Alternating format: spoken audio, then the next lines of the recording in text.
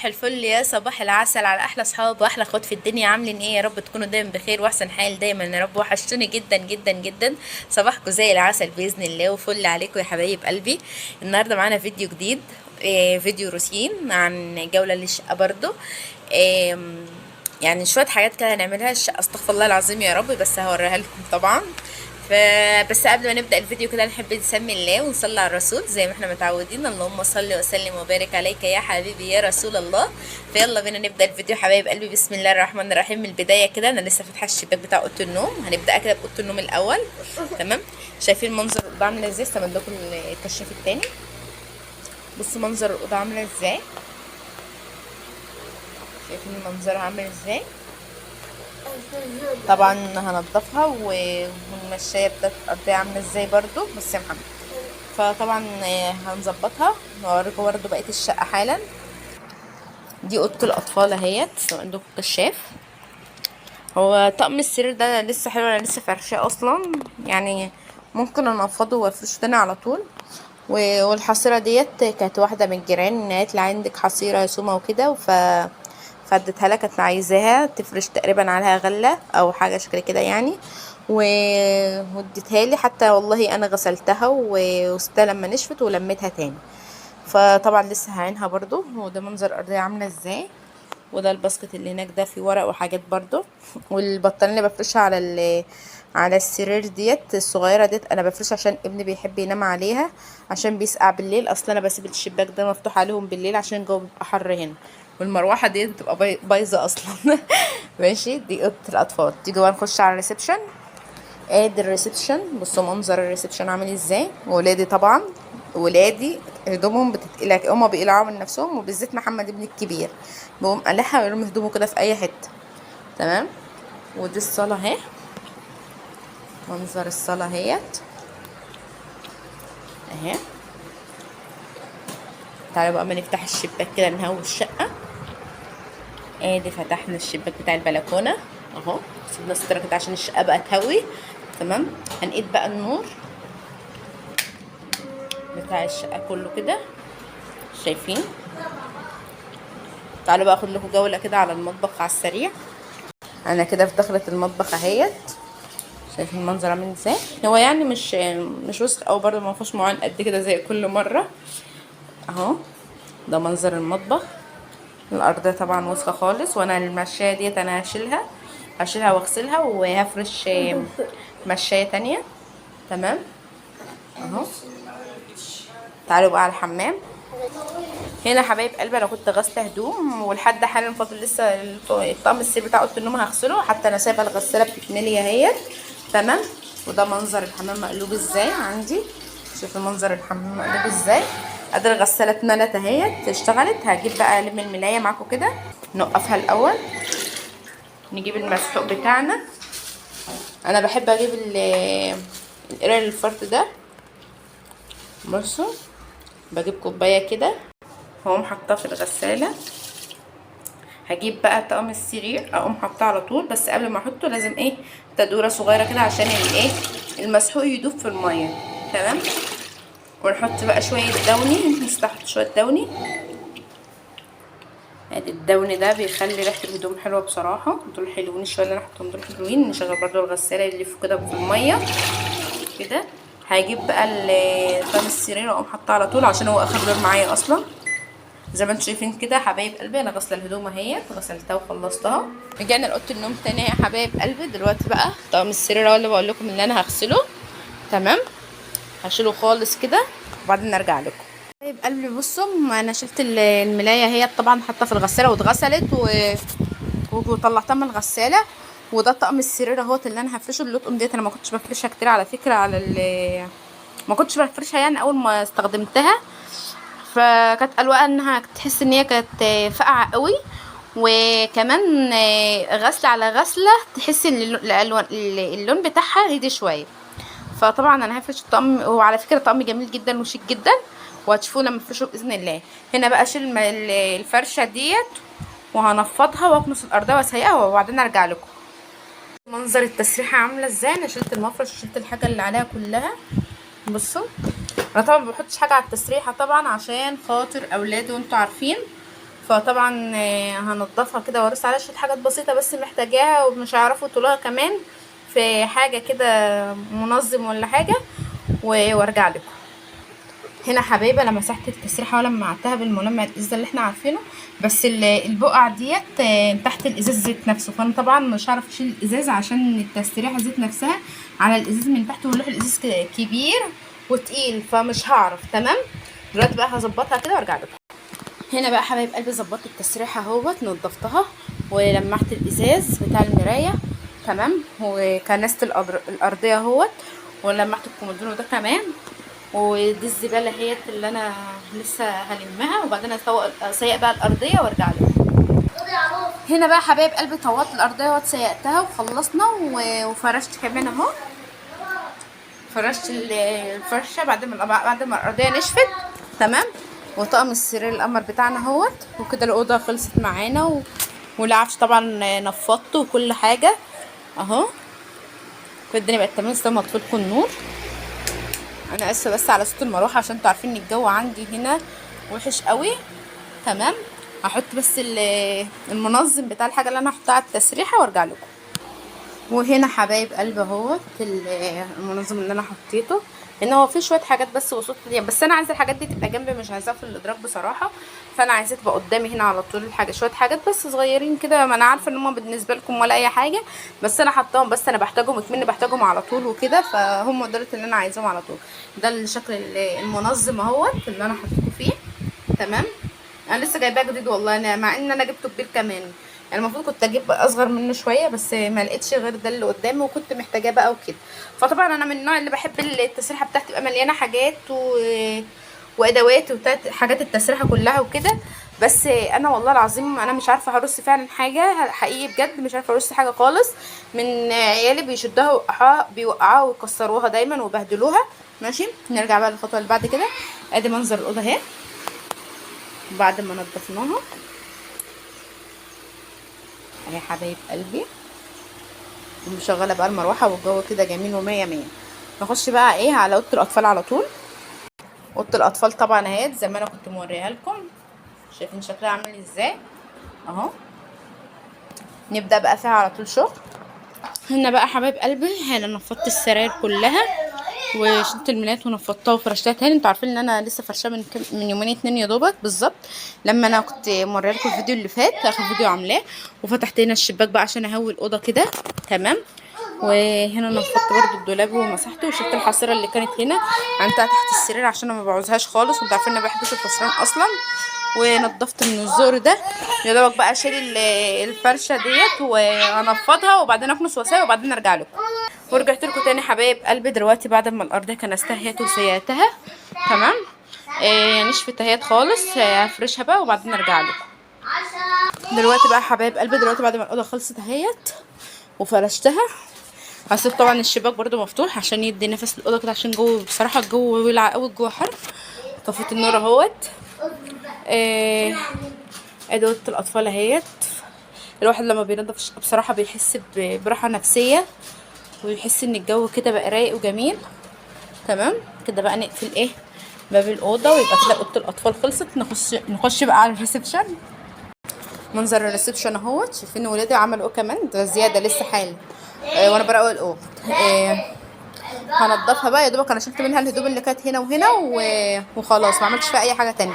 العيش ده لسه مفرفتينه حالا على الارض كده زي ما انتم شايفين ولادي بيعملوا ايه، يعني يا دوبك وقت ما فرشت الاوضتين الاتنين بس ده في ثانيه. هنبقى النور كده كده واديكم النضفه بقى عشان ننور الدنيا كده. هنضف بقى الزريبه ديت كده وارجع لكم. هشيل السجاده دي خالص وانفض الانتريه وارجع لكم. بصوا يا حبايبي انا هنا نفضت الفرش كله اهوت. تمام، نفضت كله. ده بقى الحتت ديت انا كنت هي كانت دفايه عندي دفايه سرير، بس انا قصيتها على مقاس الكراسي والحتت ديت، فانا بحطها على حته البيج ديت عشان بتتوسخ على طول مش بتستحمل. والله العظيم انا يا دوبك انا كنت لسه غسلاه قريب، بصوا ملوسخه على مجرد بس انا ما فرشتش دور. شايفين المنظر بقى عامل ازاي، وممكن يبقى فيه بقعه صعبه انا ما اعرفش اطلعها خالص بصراحه. بصوا شايفين المنظر عامل ازاي. فطبعا انا بحب افرش دولت علشان يعني يحافظ عليهم شويه وكده، او في بقعه برده هنا اهي. فطبعا البقعه ديت حاولت اطلعها بصراحه، ما عرفتش اطلعها خالص. فاللي عنده فكره ولا عنده حاجه عن البقعه ديت تطلع بايه ولا تطلع ازاي، يا ريت تعرفوني.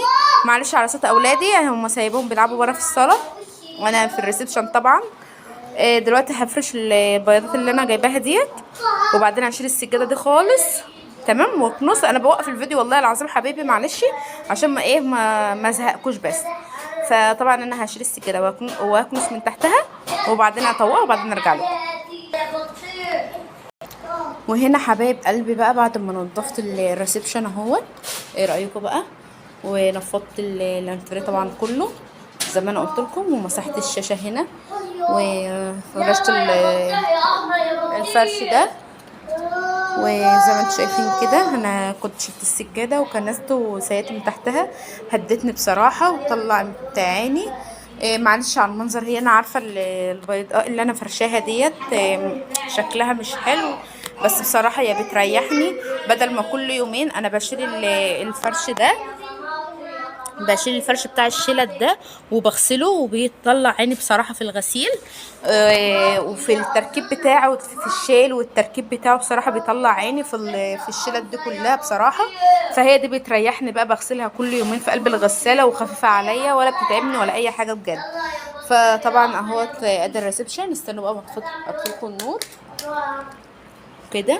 انا طبعا بقيت بفتح الشباك ده عشان بيجيب شويه هوا برضو، عشان الجو عندي حر جدا زي ما انتوا عارفين.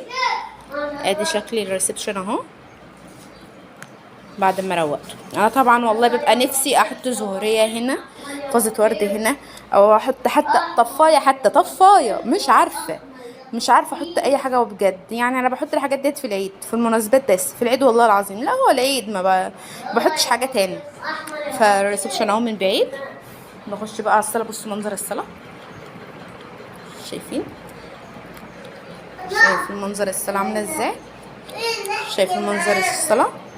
فطبعا هنضفها كده ماشي، وبعدين ايه هرجع لكم. هشيل طبعا السجاده دي خالص وهنفض النيش بس واكنس الارضيه واسيقها، وبعدين ارجع لكم عشان ما بحبش اطول عليكم الفيديو، وانتوا عارفين ان انا بصور بايدي يعني. اهو حبايبي هنا بقى خلصت الصاله كمان اهيت، نضفتها اهيت وبقت رايقه خالص اهي. فاضل لي بس النيش، انا كنسته وسيقت كل حاجه. النيش بس اللي عايز ايه يتلمع، عشان بصوا من الازاز بس نفضت الخشب. الازاز هو اللي متلحوس من العيال، همسحه بس وقبل ما امسحه طبعا اخد لكم جوله كده على السريع على المطبخ بقى منظره عامل ازاي. بصوا بقى ما تتخضوش من الشكل، ده المنظر بتاع المطبخ. انا لسه هشيل الفرشه اهوت عشان اغسلها. الزباله دي كلها طالعه من الشقه وحياه ربنا، شايفين الزباله قد ايه. فطبعا لسه هشيل الفرشه ديت عشان متوسخه خالص من الماء اللي بتقع عليها، وعيالي كانوا موقعين عليها اكل قبل كده وحاجات. فطبعا انا هشيلها واغسلها حالا. يا دوبك سايبه الغساله تتملي وبحطها في الغساله بتغسل على طول تمام. هشيلها بقى كده وارجع لكم. هنا حبايب قلبي بعد ما لمعت النيش اهوت، شايفين المنظر بقى عامل ازاي، بقى بيلمع ازاي، الازاز كله نضف اهو. هقفل بقى البلكونه دي عشان مدخله شمس هنا شايفين، ولسه الشمس دي هتجيلي طولي طول الشقه كده لحد الايه الارش بتاع المطبخ ده. هقفله بقى وارجع لكم.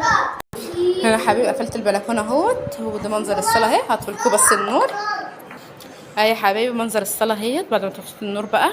انا سايبه بس يا دوبك الساعه اللي قايد عشان الدبان او ناموسه ولا حاجه. وطبعا الارضيه بقت نظيفه وكل حاجه بقت تمام. فاضل لي بس ايه المطبخ اهوت، شايف المنظر عامل ازاي. لسه بقى ايه، انا دوبك شلت الفرش حتى في الغساله، وده منظر المطبخ اهو زي ما انتم شايفين اهو. ده الملمع اللي كنت بلمع بيه الازاز بتاع النيش ده، هو اللي في الازازه ده.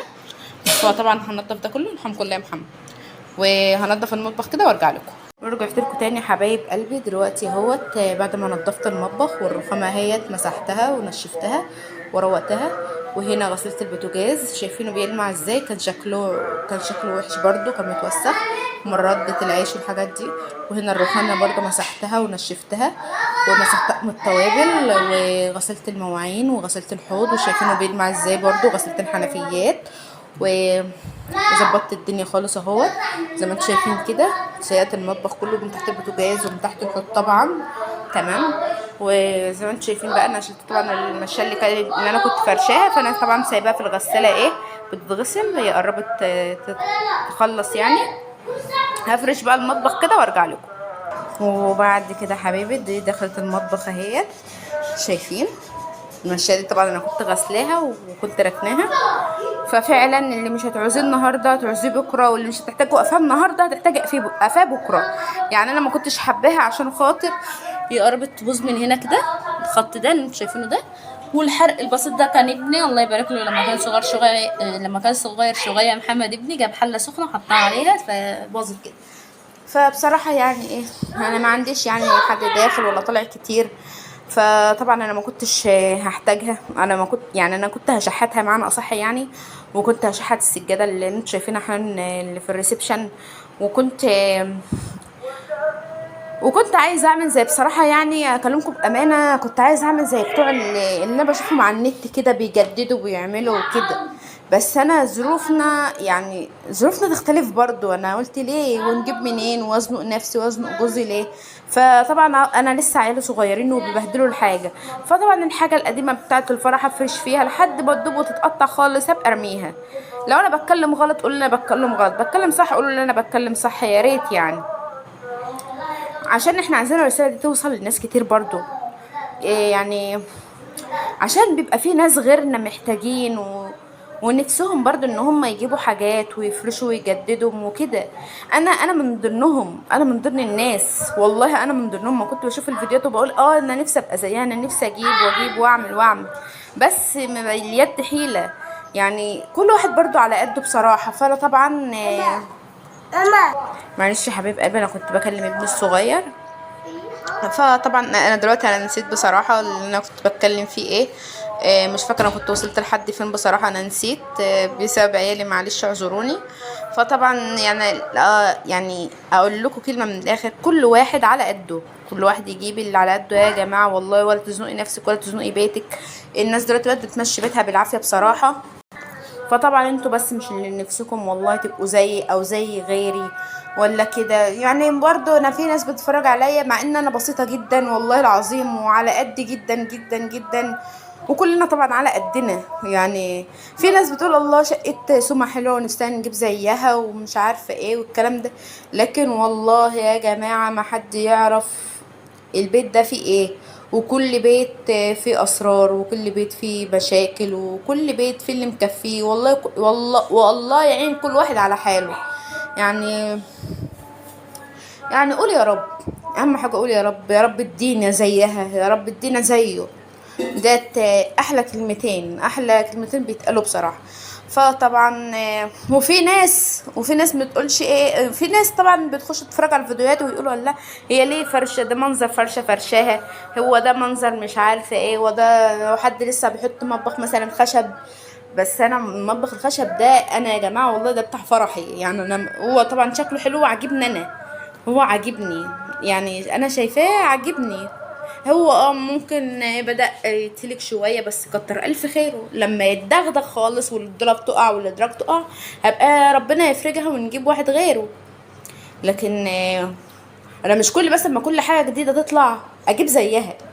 انتوا فاهمين قصدي يعني؟ انا كنت بصل الحته دي برضو يعني، مش انتوا لوحدكم، لكن انا بقول لكم الكلام ده دلوقتي والله بجد علشان ما تعملوش زيي. لا يا جماعه، انا زنقت نفسي في حاجات برضو على فكره، واول ما بدات القناه زنقت نفسي في حاجات كتير جدا والله العظيم، والله يعلم بكده. بس انا جوزي قال لي حرام عليكي، ومش عشان القناه تخربي بيتي وتزنقينا وكده، واحنا عندنا عيال ومحتاجين مصاريف وكده. يعني بصراحه يعني انا هنا مثلا العين ديت بايظه، والتربوش بتاع ال العين دي عيالي مضيعين، انا مش لاقيه طربوش، انا لاقيه ممكن اجيب لي العين وكده، جابها جوزي، جابها والله العظيم وعملها لي، بس خلعوها كسروها. ليه؟ عشان هي مش اصليه زي دول. الاصليه بقى تنهم وراها لحد ما شالوها، مش عارفه ازاي. دول بقى كل ما يجوا يمتهم انا بضربهم. فطبعا انا مش لاقيه الطربوش ده، فطبعا قلت خلاص يكفيني بقى الكم العين اللي بشتغل عليهم دولت وخلاص. وطبعا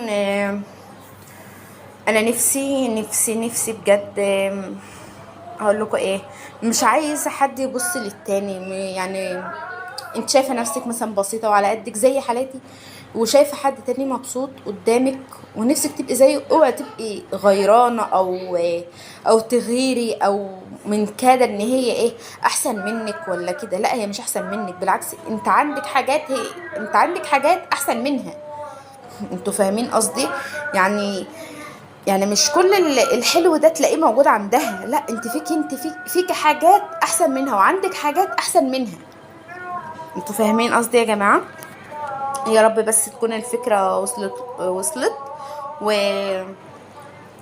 وعايزاكوا بس كده، يعني ما حدش ياخد كلامي ده بحساسيه، ولا ياخده ان انا بتكلم عليكم على كل اللي متابعني مثلا ولا كده. لا والله العظيم وحياة ربنا بجد بجد والله، على فكره انا بحلفش كدب، المفروض تصدقوني في الحته دي جدا.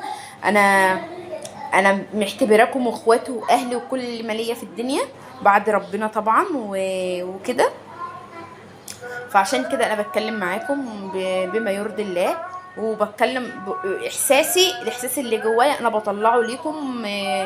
وبقول كل اللي انا حاسه بيه، كل اللي انا حاسه بيه بقوله، واللي انا بعمله كله بوريه لكم. يعني ما تفكروش مثلا ان انا بجيب حاجه ولا اعمل حاجه من وراكم، او مش بصورها ولا لا، انا حياتي كلها معاكم، حياتي كلها مكشوفه على الدنيا في حالها.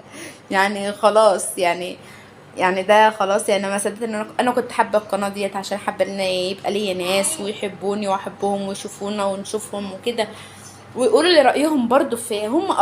في ناس افكارها حلوه عني بكتير. يعني مثلا يقولوا لي مثلا ايه البوتاجاز ده، حطي كذا، جيبي لون مثلا حاجه كده في الشقه. انتوا فاهمين قصدي؟ فطبعا يا رب تكون الفكرة وصلتكم. وادي كده ده فيديو النهاردة، ويا رب اتمنى كده يكون عجبكم بإذن الله. واتمنى ان انتوا تحطوا لي لايكات لايكات لايكات لايكات كتير، عشان بجد اللايكات دي بتفرحني. وتعملوا مشاركة، اهم حاجة اعملوا مشاركة للقناة وتفوقوا. يا ريت لو انت اول مرة تشوفي قناتي ما تنسيش تشتركي في القناة وتفعلي زر الجرس وكومنت حلو. اهم حاجة، اهم حاجة ما تنسينيش بالكومنت الحلو. دعوة حلوة من قلبك كده لاختك سوما حبيبة قلبك كده من قلبك، ماشي؟ عشان ايه؟ حياتنا تبقى جميلة. ولو انتوا عايزيني يعني تستشاروني، انا مش عارفة انا قلتها صح ولا غلط ما علينا يعني. إيه، تستشاروني في حاجة، متهيألي هي الكلمة كده طلعت صح. يا ريت تكتبوا لي كومنت ونتكلم مع بعض وكل حاجة، واخوات وما فيش اي حاجة خالص. والدنيا ديت والله يا جماعة ما حد واخد منها اي حاجة خالص. فيا رب بس اللي انا محتاجاه منكم هي الكلمة الحلوة صدقة. الكلمة الحلوة صدقة. ثواني عشان راح يقيم بعيات محمد ضربه. المهم هما دلوقتي صالحوا بعض اهمت. دلوقتي يا رب يكون الفيديو بتاعي عجبكم ان شاء الله. واهم حاجه يا حبايب قلبي، ما حدش يخش يكتب لي كومنت سخيف ولا كده. انا اختكم وبحبكم في الله والله العظيم، وحياة القران اللي شغال ده انا بحبكم في الله بجد. و انا ما بكدبش عليكم في اي حاجه بعملها، ولا اي حاجه بجربها ولا كده، ولا بضحك عليكم فيها، ولا بعمل اعلان لاي حاجه. انا كل كلامي معاكم جد وحقيقه، وعمري في حياتي ما ضحكت عليكم. والاهم اللي انا عايزاكم تصدقوني فيه ان انا ما بكدبش. انا واحده مؤمنه بالله، ماشي، وبخاف ربنا كويس جدا. ما بحبش اكذب، بكره اكتر حاجه في حياتي بكرهها الكذب. ودي حاجه اهلي معودين عليها، وانا معوده على ولادي على كده. بس انا ما بحلفش كذب يا جماعه. صدقوني في اي حاجه انا بعملها، صدقوني فيها. ما تقولوش البنت دي كدابه او نصابه او بتضحك علينا ولا كده. على فكره العلامه اللي في ايدي ديت يا حبايبي انا كنت معلقه محل من كام يوم، فمحدش ياخد باله مثلا يقول ده زرقاء ولا ده فيها حاجه ولا كده. لا، ده مكان محاليل من كام يوم كده، عشان بقى لي فتره ما كنتش بصور.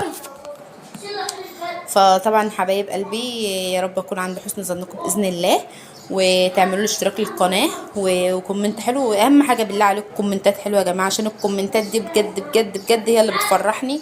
انتوا مش هتخسوا حاجه زي ما اتفرجتوا على الفيديو كده. يا ريت بس كومنت حلو كده تفرحوني بيه وخلاص. فطبعا بقى هو الحمام دلوقتي انا هدخل انا بحضر الحمام دلوقتي عشان العيله هيخشوا احميهم. فطبعا الحمام مش محتاج يتصور اصلا، هو كده كده كان نضيف، يا دوبك شلت الهدوم نشرتها وخلاص. والفرشه بتاعه المطبخ اللي كانت هنا شلتها غسلتها وخلاص، ما فيش حاجه في الحمام تتعمل يعني.